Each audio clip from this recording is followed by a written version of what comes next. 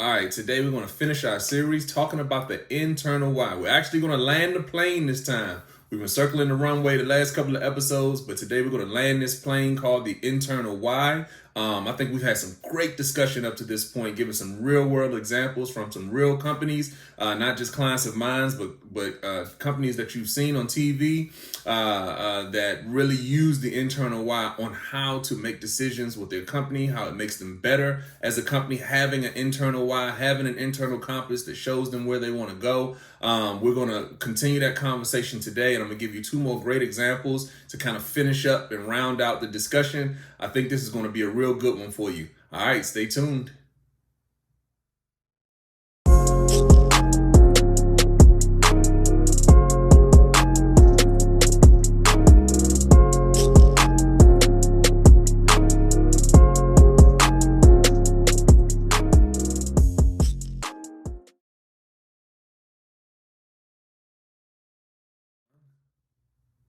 What's up, YouTube? Welcome to the Tremain Show. I'm Tremain Davis, and today we're rounding out the discussion talking about your internal why.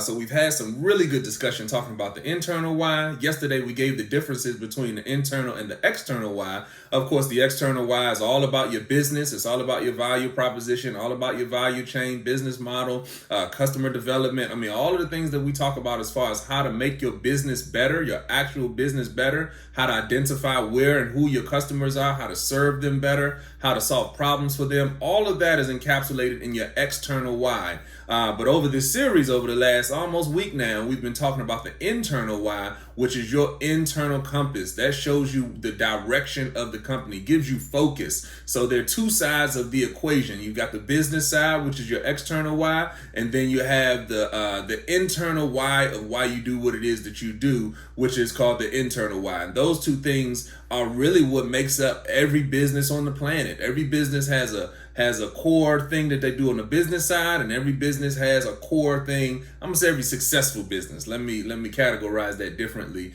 because there are a lot of businesses out there, but the ones that really hit that next level of success have a core thing that they do on the business side of the house, and then they have another core thing that kind of keeps them grounded and keeps them focused and keeps their eye on the prize, gives them a North Star, which is their internal why. Today we're going to talk about alignment and why it's so important for those two things to link up, sync up. You have to be able to create a line of sight between what's happening on the business side of the house and what's happening on the internal why side of the house. You know, those things are things that need to be developed together. Anytime I'm talking to new entrepreneurs or early stage companies that are trying to establish what their strategy is going to be, how they want to bring products and services to market, you know, I always say one of the things that you need to do is really kind of bring these two things along together. So while you're developing your external why, you know, trying to figure out who that target customer is, trying to figure out, you know, what their pain points are, you know, and what set of problems that you want to solve. Try to craft and hone your solution so that you can make sure that your customers are getting the best experience with your products and services. As they engage with your brand, you want them to be able to say, this is the best choice for me. We've talked about that on this channel, and of course I'll go back into it a little bit more to give you some more detail about that. But you want to be the best choice for your customer. And it seems like as a business, especially an early stage company, but even established small businesses and businesses that are even larger than small business, you know, they spend a lot of time getting that side of the house together, forsaking, if you will, you know, I guess for lack of a better word, what's happening as far as the internal why is concerned. But you have to have that internal compass. And like I said, if you haven't done it before, start working on it now. You want to develop your business as you're developing your internal why, so that those things can be synced up together. You know, all of the decisions that you're going to make in your business become 1,000 times easier if you have an internal why that's really directing the things that you do, the decisions that you make on the business side of the house. We gave an example, I think 2 days ago, when we said, hey, if you need to hire an employee, you know, you want to hire employees that are synced up.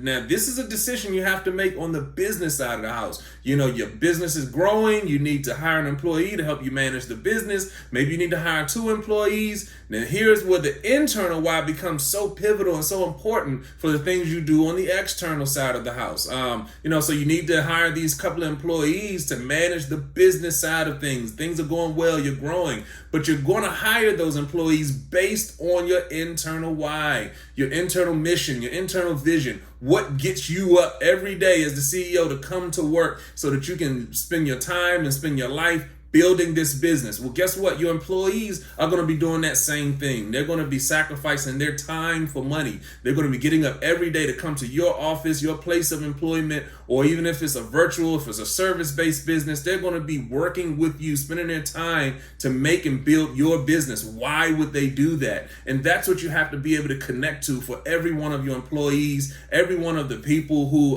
work for you, with you, strategic partners, customers. It doesn't matter who it is. They have to be able to connect with why you do what you do. So that's why there has to be an alignment. There has to be a line of sight, between what you do on the internal side of the house and what you do on the external side of the house. If those two things are misaligned, you'll always run into problems. I'll give you an example. Walmart, maybe about, say 20 years or so now. So Walmart is one of the companies that, of course, everybody has heard of. Everybody's heard of Walmart. Walmart, they're the low-cost provider of pretty much anything. You can go to Walmart and find it cheaper, anything, pencils, pens, pillowcases, beds, clothes, doesn't matter. You can get it cheaper at Walmart. And so maybe about 20 years ago, Walmart, even though, and here's what gets good. Here's where the misalignment has come into play. So if you look on Walmart's website, this is easy information that you can Google. But if you look on their website, you'll see that their core values and their mission and vision is all about helping community, helping people, being a service for the community to empower people. These are the things that you'll see right on Walmart's website. Right on their website. This is what they were describing as their internal why. This is the things that are important to them. These are the things that they put on their website, list on their website, the things that they want to be and represent and stand for as a company. You can go on their website right now, just Google Walmart mission statement, and it'll all come up. And they'll give you core values. I mean, it's this long, drawn out, sort of document that just shows everything that they stand for as a company. This is $1 trillion company. But maybe about 20 years ago, Walmart was not viewed that way in the public. Even though this is what their internal why said, a lot of cities did not want Walmart to come into their city because they were known for, putting small businesses out of business. They were known for, not paying high wages, no benefits. They weren't considered to be such a great company in the public eye. So now you're talking about a company who, on their internal why, you remember this, their internal why says one thing, but how they're viewed from an external standpoint, the customers, it's one of those things where, I personally hate going into Walmart. But sometimes you have to because they're the lowest, if you can get it cheaper at Walmart or maybe they're closer, you just run the Walmart type of thing, but that is not one of my favorite places to go. And so that's how a lot of people viewed them. Washington, D.C., where I live at, it took them years to get into Washington, D.C., talking about Walmart, because the city consistently and constantly blocked them from coming into the city because they said, you guys don't pay good wages, you don't pay good benefits, you don't treat your people right, you're going to put all of the small businesses out of business. This is how Walmart was viewed. So you have a view publicly of one thing, and their internal why, and like I said, you can look at it right on their website, says a whole nother thing. So this is the misalignment that can come into play when you have something that you call your internal why that's misaligned with how you're doing your business on the external side of the house. Of course, and Walmart has cleaned it up, and they've done a lot now to clean their image up and to actually align more with what their internal why is. It's 2021, and Walmart has done a lot, to get back, where they need to be as far as, like I said, aligning with their internal why. But there was a period of time where they really were going through a lot because Walmart was saying, well, we bring all these jobs and we empower the community. We this, we that. And that was not what was being projected on the business side of the house. People were not feeling that from Walmart. They felt like, and city officials felt like, and Washington, D.C. wasn't the only city that kept blocking Walmart from coming into their city. There were multiple cities that just didn't want Walmart in because, they were not looked at as the best business. They made a lot of money, and they kind of had a lot of weight and feel like they just kind of threw their weight around and just kind of put people out of business. You bring in jobs, but they don't pay well. There are no benefits. You don't treat your people right. Those are the things that people were feeling as far as Walmart is concerned. So that's one example that I can give you. And like I said, you can actually look this stuff up. Walmart PR crisis, it's like maybe about 15, 20 years ago. They also had a scandal down in Mexico, Walmart, Mexico. Again, something else you can look up. It's in the public domain about some of their senior executives allegedly taking bribes and different things like that. But this is how Walmart was viewed back then. And, it was so misaligned, so not in center with what their internal why was.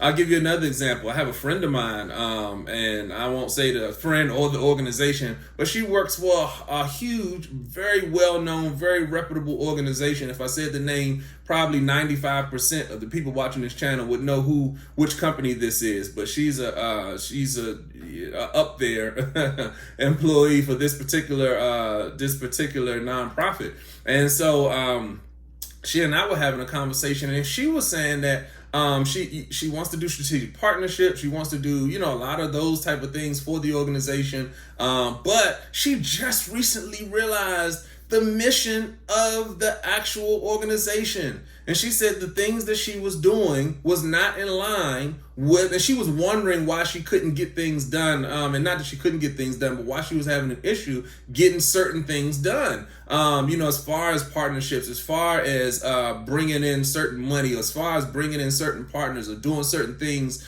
for their actual constituents and members. She said she didn't understand the actual mission of the organization. And she said once she understood what the mission is of the organization, it made her much more well equipped to do her job. And so she said because nobody ever explained it to her, she just assumed that they were an organization that did X, Y, and Z. That's what she was doing. And it was just based on an assumption. And she said the actual mission, the actual internal why of this particular organization, and like I said, this is a very well-known and reputable organization. She said once she realized the actual mission or internal why of the organization was something different than what she was actually doing in her job, that's when she realized why it was so difficult for her to get certain partnerships and initiatives and all of those types of things going at her organization, because they weren't aligned with the organization's mission. And she said nobody told her that. They would just tell her, no, we can't do this initiative right now. Oh, that's a great idea, but that's not what we're going to do. Oh, no,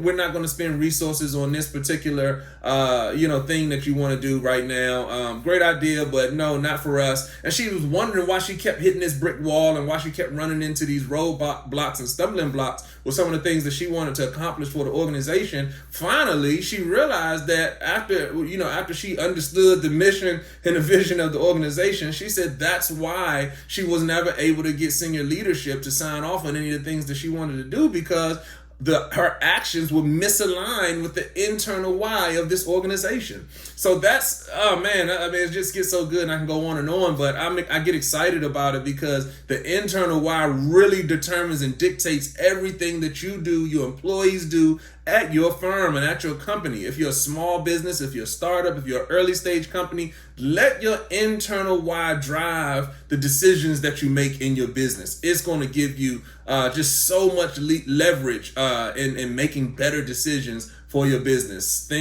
Something that nobody told me, and I've been doing this stuff 20 years. It took me years to figure out this superpower, the superpower of the internal why.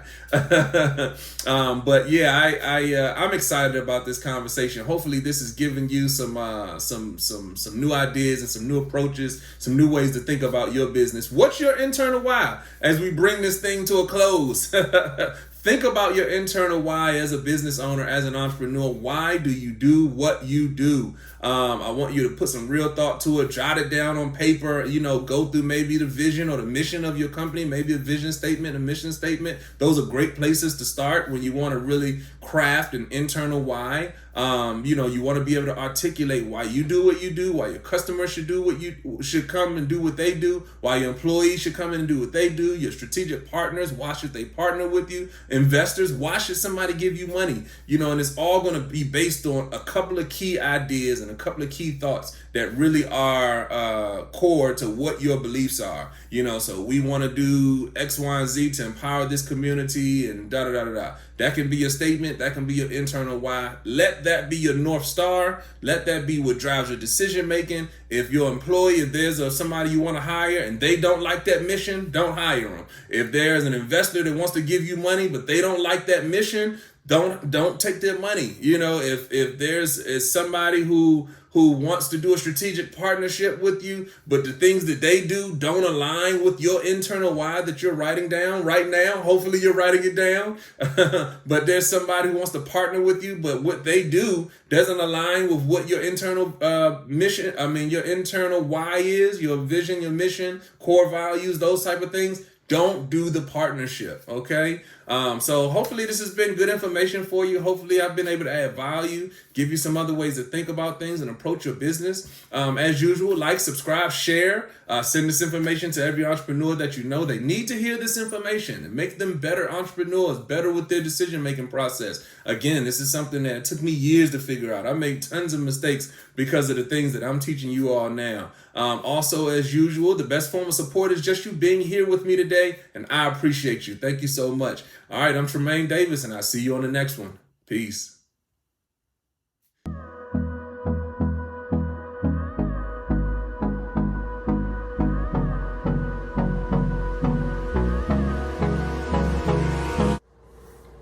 This video is brought to you by Davis & Davis Investments and Management, a full-service business solutions firm. So whether you need one-on-one business coaching or training, or whether you need business strategy development, or if you just need to learn how to shoot professional videos from your iPhone so you can move some of your content online, we've been helping businesses win for over 10 years. So click the link below, grab your free consultation to see if we're the right fit for you.